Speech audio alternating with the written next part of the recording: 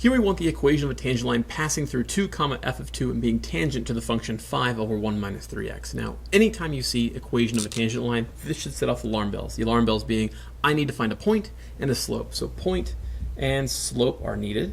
The point is kind of half given to us. We have an x value, but in order to get a y value, I'm going to take this x value of 2 and plug it back into the original function.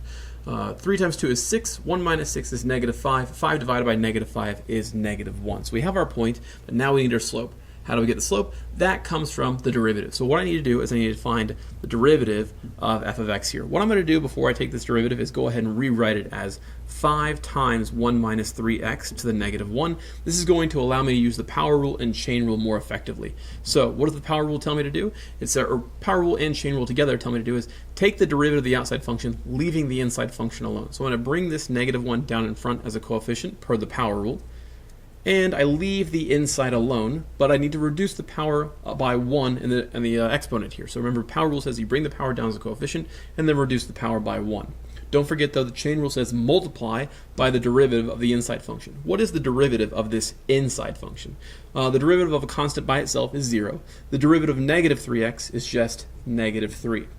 Now that I have this derivative, I can go ahead and plug in the value of x equals 2, although I might wait to do that before, I might as well clean this up a little bit. So negative 5 times negative 3 is positive 15, and 1 minus 3x to the power of negative 2 means I have a 1 minus 3x sitting in the bottom being squared. Now let's go ahead and plug in x equals 2. When I plug that in, I get 3 times 2 is 6, 1 minus 6 is negative 5, negative 5 squared is 25, so I have 15 over 25 or 3/5. So this is my slope. And now I have a point and I have a slope. Now I can make a line using the point-slope form of a line. Y minus negative 1 equals my slope of 3/5 times x minus 2. I could, if I want to, distribute the 3/5. You know what? I might as well do that and subtract the 1 over. So careful, this is negative negative 1, so it makes positive 1. And then I have y equals 3/5 x. 3/5 times negative 2 is negative 6/5. Work out the x here, and then subtract the 1 to give me y equals 3/5 x minus 11/5. And that gives me my final answer.